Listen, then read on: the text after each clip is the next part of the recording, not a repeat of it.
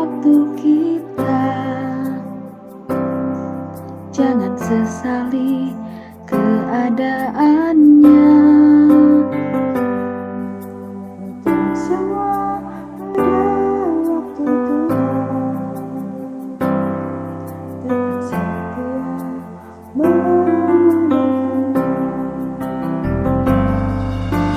Segala yang terjadi di hidupku, janji Tuhan menghidupiku selalu. Ku yakin, percaya pada waktunya Tuhan, semua akan indah pada waktunya.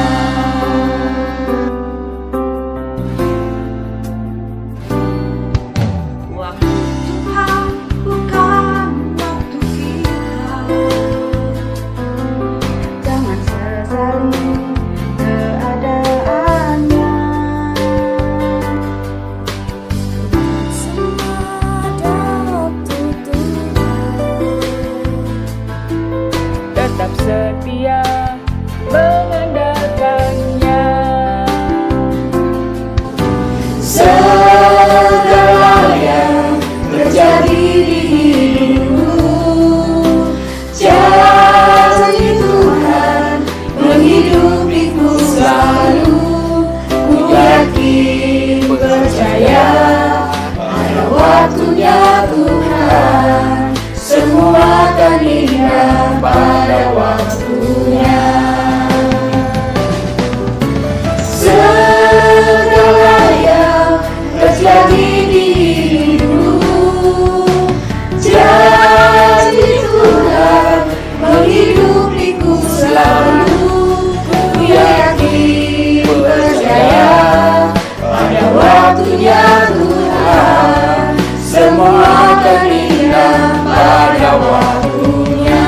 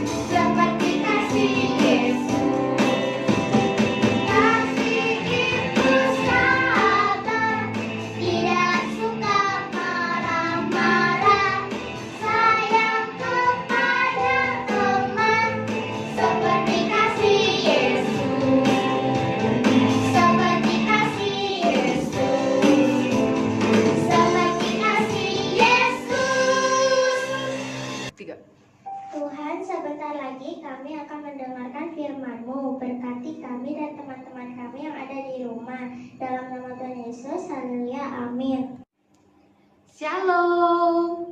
Kita bersyukur lagi untuk hari ini yang dijadikan Tuhan buat kita semua.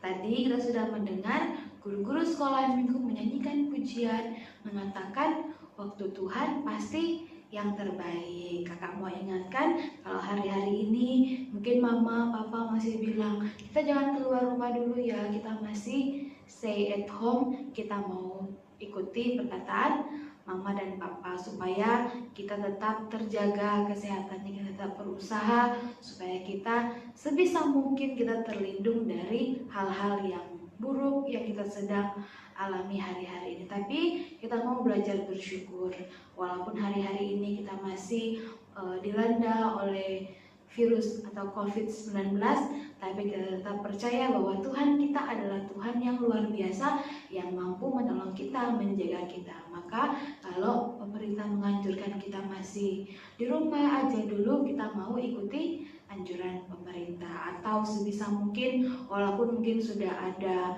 sedikit kelonggaran, kita mungkin bisa keluar atau bisa ada izin untuk kita keluar rumah, tapi kita berusaha supaya sedapat mungkin kita menjaga diri, kita menjaga supaya kita terlindung. Oke, kita telah memuji Tuhan. Tadi teman-teman kita sudah memuji Tuhan, dan adik-adik di rumah juga sudah memuji Tuhan, yaitu pujian yang mengatakan bahwa kasih itu mengajari kita untuk mengampuni, kasih itu mengajari kita untuk mengasihi orang lain, mengasihi sesama kita. Kenapa kita perlu terus diingatkan tentang kasih atau tentang mengasihi sesama, mengasihi orang lain? Karena hari-hari ini hari yang semakin membuat kita harus berjuang lebih lagi untuk kita melakukan kasih di dalam kehidupan kita, anak-anak Tuhan. Kakak mau mengingatkan, sekalipun mungkin adik-adik masih anak-anak sekolah minggu, mungkin belum remaja, belum kaum muda, tapi kita mau belajar menanamkan kasih Tuhan di dalam kehidupan kita sejak kita masih kecil. Sejak sekarang ini kita mau berjuang dan kita berusaha supaya kasih Tuhan yang kita telah terima, kita mau salurkan kepada orang lain. Nah, hari ini kita mau belajar kembali firman Tuhan. Kakak mau berikan tema firman Tuhan, yaitu jangan membuli. Kira-kira bully itu apa sih? Apakah adik-adik pernah mendengar kata bully? Kalau hari-hari ini kita sering mendengar kata-kata seperti itu atau kata-kata bully, tapi sebenarnya kasus atau peristiwa-peristiwa pembulian sudah sangat dekat dengan kehidupan kita. Kita pernah mendengar atau mungkin tanpa sadar kita melakukan pembulian. Sebelumnya kakak mau kasih tahu dulu apa sih itu bully, apa artinya pembulian. Nah, bully itu adalah suatu perilaku seseorang atau sekelompok orang terhadap orang lain yang bertujuan untuk merugikan dia, yang bertujuan untuk menyakiti orang lain. Biasanya orang yang melakukan pembulian ini karena dia merasa dia lebih kuat dari orang tersebut, atau karena dia merasa bahwa dia lebih hebat dari orang yang dia bully, sehingga dia melakukan pembulian terhadap orang tersebut. Jadi itu arti dari bully atau pembulian yang kita hari-hari ini mungkin sering mendengar banyak terjadi. Nah, kalau kita melihat beberapa waktu yang lalu terjadi sebuah peristiwa pembulian terhadap seorang anak bernama Rizky. Dia adalah anak yang rajin, anak yang baik, yang dia selalu membantu keluarganya, membantu orang tuanya, yaitu berjualan makanan. Tapi dia mengalami peristiwa pembulian dari sekelompok orang, di mana ternyata terungkap bahwa selama dia berjualan atau sudah sekian waktu dia mengalami kasus pembulian oleh orang lain. Jadi dia dibully, dia didorong, dia disakiti, dan dia dirugikan oleh orang-orang yang melakukan pembulian tersebut. Tapi suatu ketika ada orang yang merekam peristiwa itu dan menyebarkannya di media sosial, sehingga itu menjadi suatu awal di mana dia ditolong. Saat ini anak tersebut sudah mendapatkan pertolongan, sudah ditolong oleh orang lain yang melihat video tersebut. Nah, ini adalah satu dari sekian banyak peristiwa pembulian yang terjadi. Beberapa waktu lagi yang lalu terjadi pembulian yang dialami oleh seorang anak di Australia, bahwa dia ini cacat atau dia mengalami keterbatasan fisik, dan ketika dia bersekolah, dia di sekolah mengalami pembulian oleh teman-temannya karena keterbatasan fisiknya. Dia pulang dan dia menangis, mengadu kepada orang tuanya, dan terlihat dia sangat sedih dan dia sangat tersakiti perasaannya karena pembulian yang dia alami, pembulian yang dilakukan oleh teman-teman di sekolah. Tentu secara kita, mungkin kalau kita melihat, kita juga pasti ikut sedih, kita juga pasti ikut merasa kasihan sekali anak ini. Nah, ternyata kita saja mengalami kesedihan kalau kita mungkin melihat orang lain ada yang diperlakukan seperti itu, apalagi Tuhan Yesus yang sangat-sangat mengasihi kita semua. Kita mau belajar di Alkitab, ada nggak ya peristiwa pembulian seperti ini? Ternyata ada. Kita mau belajar dari seorang raja yang kita sering belajar tentang raja ini. Raja yang sangat terkenal di bangsa Israel, yaitu Raja Daud. Ternyata kalau kita melihat, mungkin Raja Daud adalah raja yang sangat hebat, raja yang memimpin bangsa Israel untuk berperang. Ternyata masa kecilnya Raja Daud ini, dia juga pernah mengalami pembulian. Oleh siapa? Oleh saudara-saudaranya, di mana suatu ketika bangsa Israel diganggu oleh orang-orang yang hebat, sebenarnya yang secara berperang mereka hebat, tapi Tuhan membawa Tuhan mau pakai Daud untuk menjadi penolong untuk melawan Goliat. Tapi sebelum Daud mengalahkan Goliat, ternyata dia sempat mengalami pembulian oleh kakak-kakaknya. Ketika dia mau datang melihat pertarungan tersebut, Goliat dan juga orang-orang terpilih di bangsa Israel, orang-orang yang bangsa Israel pikir dia pasti bisa mengalahkan Goliat, tapi ternyata tidak. Daud mau melihat pertandingan itu, tapi kakak-kakaknya Daud berkata bahwa sudahlah, kamu kembali saja ke tempat kamu menjaga 2-3 ekor kambing domba. Kamu masih kecil dan kamu pasti tidak bisa. Tapi ternyata Tuhan memiliki rencana yang luar biasa untuk Daud. Tuhan mau memakai Daud untuk menjadi penolong bagi bangsa Israel. Berhasil bahwa Daud bisa mengalahkan Goliat. Daud bangkit dari, mungkin dia sempat merasa kecewa atau sakit hati karena dia dikatakan bahwa lebih baik kamu pulang saja ke tempat kamu bekerja, ke tempat kamu menjaga 2-3 ekor ternaknya. Tapi Daud tetap mengandalkan Tuhan dan percaya bahwa Tuhan punya satu rencana yang luar biasa. Melalui Daud, bangsa Israel selamat dari Goliat. Daud menang dan mengalahkan Goliat. Ada lagi dalam Alkitab satu kisah yang lain, yaitu kisah tentang Yusuf. Yusuf pun dia mengalami perilaku yang tidak baik oleh saudara-saudaranya. Dia adalah seorang yang sangat dikasihi oleh ayahnya, tapi dia mengalami perilaku-perilaku yang buruk dari saudara-saudaranya. Tetapi justru melalui Yusuflah saudara-saudaranya tertolong. Ketika terjadi mereka mengalami kelaparan, melalui Yusuf Tuhan menolong dan memberikan bahan makanan untuk saudara-saudaranya di Mesir. Kita melihat bahwa orang-orang yang bangkit dari mungkin rasa kecewa, rasa sakit hati, atau perilaku-perilaku yang dia alami, selalu Tuhan mau memberikan bukti bahwa orang-orang yang mungkin dulunya diperlakukan dengan tidak baik, mereka justru diangkat oleh Tuhan dan menjadikan mereka orang yang luar biasa. Kita mau membaca satu ayat Alkitab di dalam Yesaya pasalnya yang ke-43 ayat 4. Yesaya 43 ayat 4 bagian A mengatakan, oleh karena engkau berharga di mataku dan mulia, aku mengasihi engkau. Wow, ternyata ayat ini adalah ayat yang sangat menguatkan kita. Hari-hari ini mungkin kita merasa lemah, mungkin kita merasa bahwa kita tidak bisa, kita merasa bahwa kita tidak kuat, tapi Tuhan mengatakan bahwa kita ini berharga dan mulia dan kita sangat dikasihi oleh Tuhan. Kita percaya bahwa Tuhan mengasihi kita.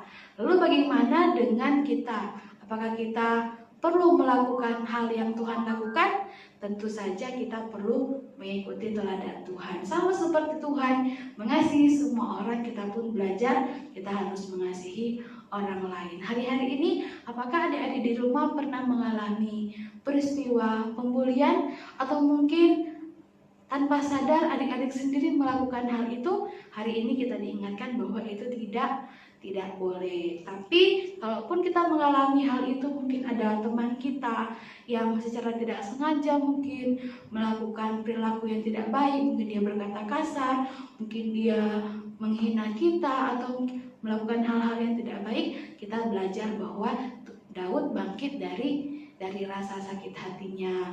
Daud bangkit dari peristiwa-peristiwa atau perilaku-perilaku yang buruk yang dia alami, dan Tuhan menjadikan Daud seorang yang luar biasa.